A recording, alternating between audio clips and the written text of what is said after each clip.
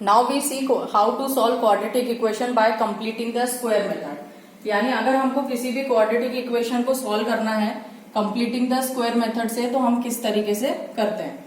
जब भी आपको कोई भी इक्वेशन दिया रहेगा, मान लीजिए अगर मेरे पास एक इक्वेशन है, तो सबसे पहले हमको इसको फॉर्मूले में कन्वर्ट करना है।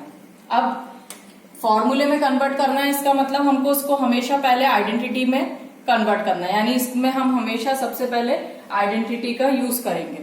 आइडेंटिटी लगाने के बाद ही हम कंप्लीटिंग द स्क्वायर मेथड का यूज कर सकते हैं। अब जैसे यहाँ पर हमको दिख रहा है दो टर्म्स हैं जिसमें आइडेंटिटी नहीं लग सकती, लेकिन फिर भी हम उसको अप्लाई करेंगे। अगर उसके लिए हमको एक टर्म अलग से ऐड करना पड़े तो हम करते हैं, लेकिन उसको फर्स्टली आइडेंटिटी में कन्वर्ट करना ही है। अब वो कैसे करते हैं वो देखते हैं। देखिए यहाँ पर फर्स्ट टर्म लिखा है एक्स स्क्वायर। एक्स स्क्वायर है यानी फर्स्ट टर्म ऑलरेडी हमारा स्क्वायर फॉर्म में। अगर हम इसमें a प्लस बी या a minus B whole square का यूज कर रहे हैं तो किस तरीके से करना है, तो उसके लिए फर्स्ट टर्म होता है हमारा a स्क्वायर, जो कि हमारे पास है फर्स्ट टर्म स्क्वायर में। दूसरा टर्म होता है 2ab, तो यहाँ पर अगर हम इसको स्प्लिट करेंगे तो ये 2ab में आ जाएगा। अब जो तीसरा टर्म होता है प्लस बी स्क्वायर, वो मिसिंग है, तो उसको हम किस तरीके से यूज डालेंगे वो देखते हैं। अगर हमारा फर्स्ट टर्म है एक्स स्क्वायर, तो मान लीजिए कि मैंने a की वैल्यू को ले लिया x।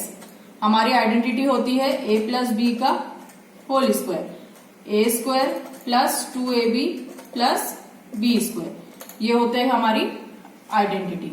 a plus B whole square equal to a square plus 2ab plus B square. अब इसको हम इस फॉर्म में कन्वर्ट कर रहे हैं क्योंकि इसमें हमको a प्लस बी का होल स्क्वायर आइडेंटिटी यूज करना है। अब हम a plus B whole square क्यों यूज कर रहे हैं, क्योंकि यहाँ पर जो सेकेंड टर्म है उसका साइन प्लस है, और यहाँ पर प्लस साइन के संग कौन सी आइडेंटिटी लगती है, a plus B whole square.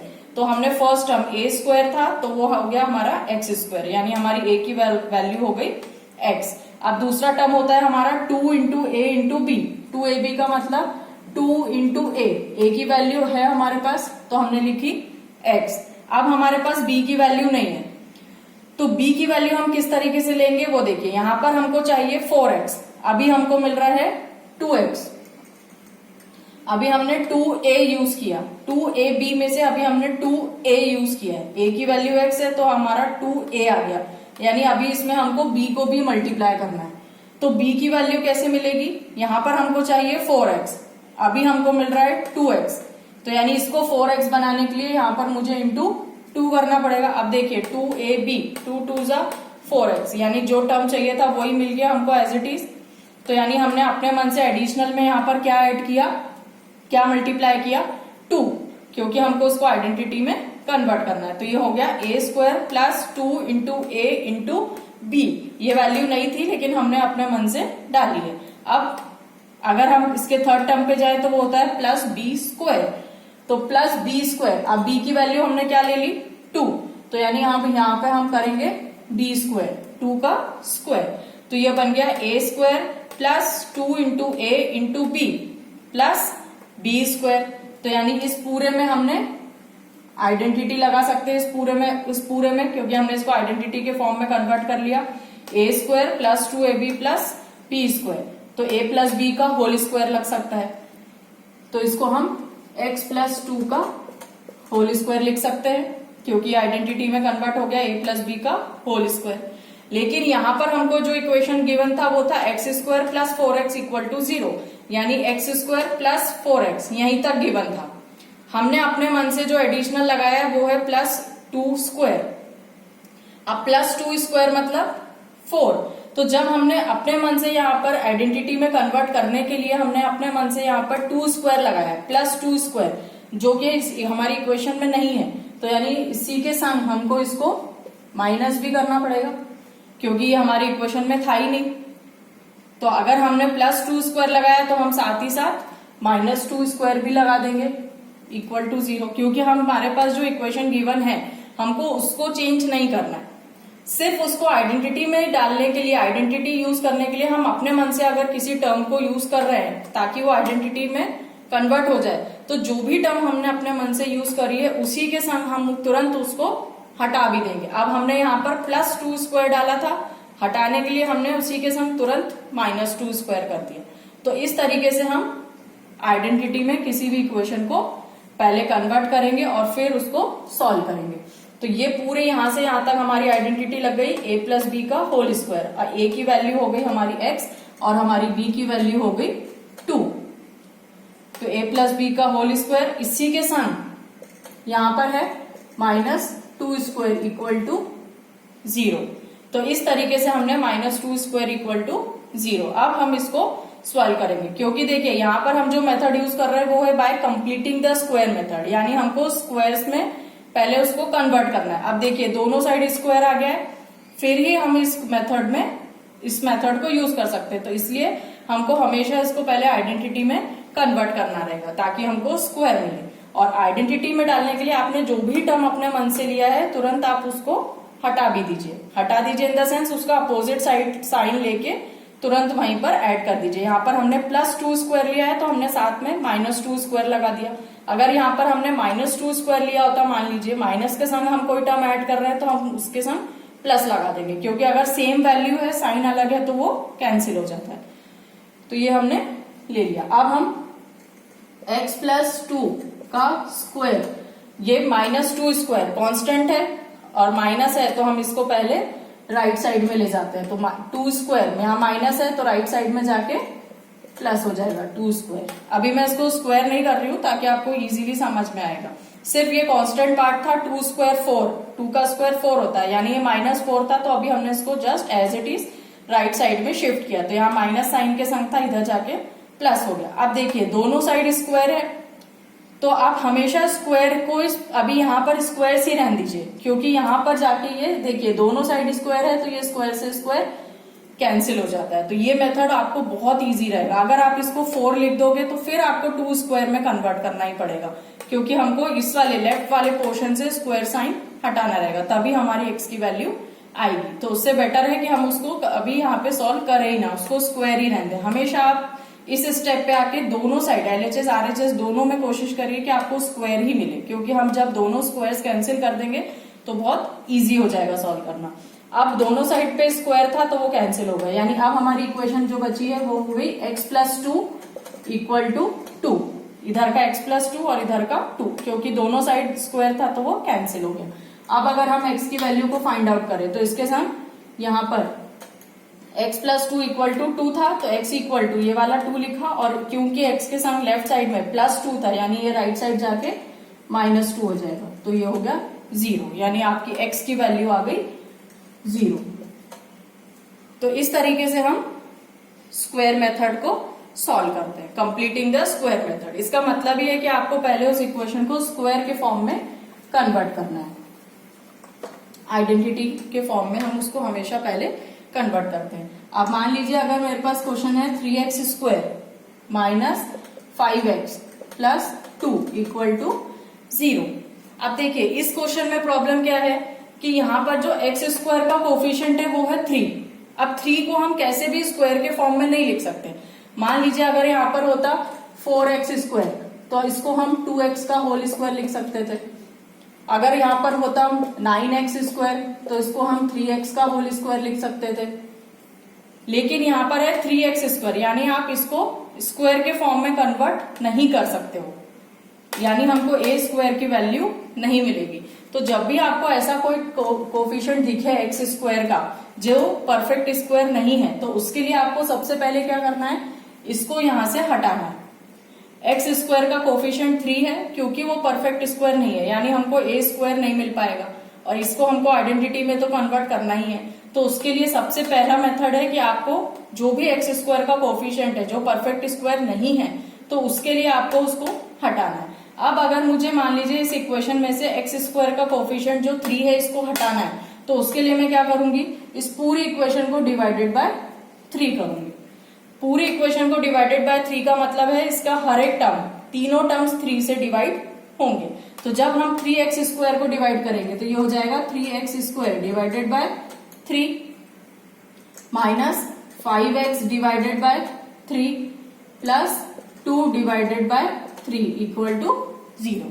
तो इस तरीके से जब भी आपको x² का ऐसा नंबर दिखे कोफिशिएंट में जो परफेक्ट स्क्वायर नहीं है तो यानी आपको सबसे पहले उसको रिमूव करना है। तो उसको हटाने के लिए हम उसी नंबर से पूरी इक्वेशन को डिवाइड करते हैं। तो यहाँ पर 3 था, इसलिए मैंने इस पूरी इक्वेशन को, अब इस इक्वेशन में 3 टर्म्स हैं यानी वो तीनों ही टर्म्स इक्वल डिवाइडेड बाय 3 होंगे। RHS भी करते बट 0 डिवाइडेड बाय 3 0 ही रहेगा। अब अगर हम इसको सॉल्व करें तो ये 3 3 कैंसिल, यानी यहाँ पर बचेगा एक्स स्क्वायर, फिर इधर कुछ कैंसिल नहीं हो रहा तो ये बचेगा -5/3x plus 2/3x sorry plus 2/3 equal to 0। अब हमने इस क्वाड्रेटिक इक्वेशन को इस फॉर्मेट में ले लिया कि अब हम इसमें आइडेंटिटी का यूज कर सकते हैं, क्योंकि अब यहाँ पर मुझे फर्स्ट टर्म दिख रहा है एक्स स्क्वायर, यानी इसको हम अगर हम x की वैल्यू को a की वैल्यू को x ले लें हमारे आइडेंटिटी में, तो हम a minus B whole square यहाँ पर यूज कर सकते हैं। अब a माइनस बी क्यों बोल रही हूं मैं, क्योंकि कि देखिए a माइनस बी का a minus B whole square identity होती है a square minus 2ab plus B square, यानी इसका जो सेकेंड टर्म होता है उसका साइन माइनस होता है। और इस इक्वेशन में भी हमको x वाला टर्म यानी जो हमारा सेकेंड टर्म है उसका साइन माइनस दिख रहा है। इसका मतलब हम इसमें a minus B whole square identity का यूज कर सकते हैं। अब अगर इसको मेरे को फॉर्मूले में कन्वर्ट करना है तो देखिए एक्स स्क्वायर यानी फर्स्ट टर्म मिल गया मुझे a स्क्वायर, तो यानी मेरी a की वैल्यू आ गई x। दूसरा टर्म होता है 2ab। अब इसको हमको स्प्लिट करके लिखना है, तो पहले हम उसको फॉर्मूले में लिखते हैं a स्क्वायर मतलब a की वैल्यू x है तो ये हो गया एक्स स्क्वायर। दूसरा टर्म होता है -2ab -2 इंटू a की वैल्यू हमने क्या ली है x, तो ये हो गई हमारी a। अब हमको चाहिए b।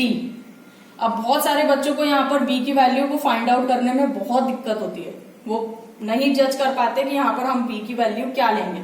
तो उसके लिए सिंपल सी ट्रिक है, सबसे पहले आपको ये वाला कोफिशिएंट देखना है -5/3। x तो आपको मिल ही गया जो वेरिएबल है, तो x आ गया आपका। अब आपको चाहिए -5/3, लेकिन आपके पास यहाँ पर है -2, तो 2 को हम 5/3 को 5/3 में किस तरीके से कन्वर्ट करेंगे। तो उसके लिए आपको सिंपल सा मेथड क्या है, जो भी आपका डिनोमिनेटर पार्ट है उसको देखना है मेन, क्योंकि जो भी आपका न्यूमरेटर पार्ट है वो हम एज इट इज लिख सकते हैं, क्योंकि यहाँ पर है 5, हमारे न्यूमरेटर में है 5, लेकिन 2 से आप कोई भी नंबर नहीं है जिससे इंटू करो, 2 को इंटू करोगे तो 5 मिलेगा, तो यानी हमको 5 तो एज इट इज लिखना है। अब हमारी न्यूमरेटर वैल्यू आ गई है 5, जो कि यहाँ पर 5 थी। अब इसके संग यहाँ पर है 2, जो हमको नहीं चाहिए, क्योंकि हमारा जो फ्रैक्शन वैल्यू जो कोफिशिएंट मिल रहा है x का वो है -5/3, तो हमने 5 ले लिया ताकि हमारा न्यूमरेटर आ जाए। अब डिनोमिनेटर में हमको 3 चाहिए, लेकिन देखिए यहाँ पर 5 के संग इंटू 2 हो रहा है, तो यानी हमको यहाँ पर ऐसा नंबर लिखना है जिससे अगर हम 2 को डिवाइड करें तो यहाँ पर हमको क्या मिले 3। तो इसका मतलब देखिए अगर मैं यहाँ पर 6 लिखती हूँ तो 2 और 6 डिवाइड होंगे, तो यहाँ पर ये 1 और ये 3 यानी 5/3 मिल जाएगा। अगर आप इंटू करके देखो साइड में अलग से, तो 2 इंटू 5/6 ये हो गया 2 1 जा 2 2 3 जा 6, यानी आपको 5/3 मिल जाएगा। तो इस तरीके से आपको कंफ्यूज नहीं होना, सबसे पहले आपको जो भी न्यूमरेटर वैल्यू है वो देखना है। यहाँ पर 5 थी तो हमने न्यूमरेटर में 5 एज इट इज लिख दिया। अब डिनोमिनेटर वैल्यू हमको 3 चाहिए, तो कौन सा नंबर लिखेंगे जिससे हम 2 को डिवाइड करें, 2 से डिवाइड कर रहे हैं अगर इस नंबर को, तो हमको 3 मिलेगा, तो यानी हम उसको डबल करके लिखेंगे। यहाँ पर 2 है तो यहाँ पर हमने 6 लिखा, ताकि 2 से डिवाइड करने पर ये 6 क्या बन जाएगा 3। तो हमारी जो आइडेंटिटी होती है वो होती है 2 -2ab, तो ये हो गया मेरा -2 इंटू a की वैल्यू x इंटू b, तो b की वैल्यू हो गई 5/6। तो इस तरीके से हमारी b की वैल्यू मिल गई हमको 5/6। अगर आपको कंफ्यूजन है तो आप एक बार लिख के चेक भी करिए, -2ab -2 इंटू x इंटू 5/6। अगर मैं इसको सॉल्व करूंगी तो मुझे आंसर मिलेगा -5/3x, जो कि मुझे एक्चुअली में चाहिए -5/3x। ये इससे डिवाइड हो जाएगा तो -5/3x ही मिलेगा। अब हमने 2ab प्लस b स्क्वायर होता है आइडेंटिटी में लास्ट टर्म, तो b की वैल्यू आ गई 5/6, तो आइडेंटिटी में कन्वर्ट करना है हमको, तो इसलिए हमको b स्क्वायर डालना पड़ेगा। तो x स्क्वायर -2x इंटू 5/6 यानी a square -2ab plus b square आ गया। अब क्योंकि यहाँ पर 5/6 का होल स्क्वायर यहाँ टर्म में है ही नहीं, लेकिन हमको हमने यूज किया क्योंकि ये पूरा हमारा किस में कन्वर्ट हो गया, आइडेंटिटी में। तो इसके लिए मैंने अपने मन से 5/6 स्क्वायर प्लस 5/6 का स्क्वायर डाला है, तो इसको तुरंत ही हम -5/6 का स्क्वायर लिखेंगे इसके संग, ताकि हमारी इक्वेशन पे कोई भी डिफरेंस ना आए। तो इसलिए अगर मैंने यहाँ पे अपने मन से 5/6 स्क्वायर प्लस किया था, क्योंकि मुझे इसको आइडेंटिटी में कन्वर्ट करना था, तो उसी के संग मैंने माइनस साइन के संग उसको यूज किया। अब इस इक्वेशन में यहां तक हमने सॉल्व कर लिया, x² -5/3x तक। अब ये जो कांस्टेंट है इसका 2/3, ये कहीं यूज नहीं हुआ है, तो ये इसी के संग एज इट इज लिख देंगे हम, -+2/3 = 0। तो इस तरीके से हमने इस इक्वेशन को यहां तक सॉल्व किया। सबसे पहले आपको इक्वेशन में आइडेंटिटी में कन्वर्ट करना है। जो भी चीज आप b² की वैल्यू अपने मन से ले रहे हो, वो तुरंत आप उसका साइन अपोजिट करके यहाँ पर यूज करो, ताकि आपकी इक्वेशन में कोई भी डिफरेंस नहीं हो। और जो भी कांस्टेंट है उसको एज इट इज यहाँ पर लिख के =0। यहां तक हो गया।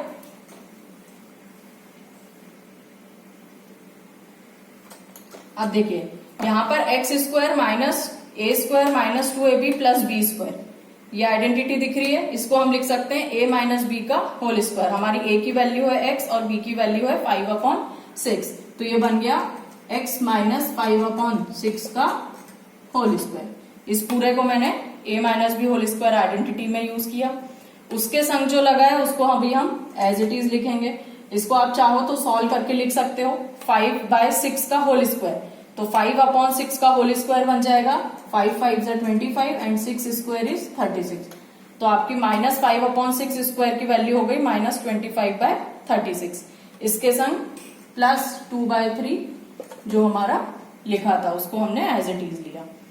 अब उसके बाद -5x - 5/6 का होल स्क्वायर, ये स्क्वायर में आ गया है ऑलरेडी। अब देखिए ये दोनों फ्रैक्शंस के संग कोई वेरिएबल नहीं है, इसका मतलब ये कांस्टेंट है। तो सबसे पहला काम आप इसको राइट साइड में ले जाओ।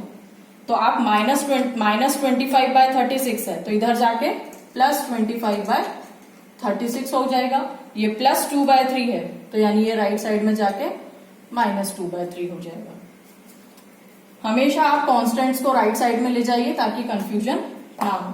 अब लेफ्ट साइड में अभी हम x - 5/6 स्क्वायर ही रखेंगे, क्योंकि इनको हमको स्क्वायर में ही कन्वर्ट करना है। इसको भी हम स्क्वायर में कन्वर्ट करेंगे। तो देखिए 25/36 - 2/3 दोनों फ्रैक्शंस हैं, दोनों कांस्टेंट्स हैं, इसके संग कोई वेरिएबल नहीं है। तो पहले हम एलसीएम लेंगे, तो 36 और 3 का एलसीएम 36 होगा। 36 divided by 36 1 and 1 × 25 is 25 minus 36 divided by 3 is 12 and 12 2 = 24। तो ये हो गया आपका x - 5/6 का स्क्वायर इज इक्वल टू 25 - 24 1/36। यहां तक आपने सॉल्व कर लिया।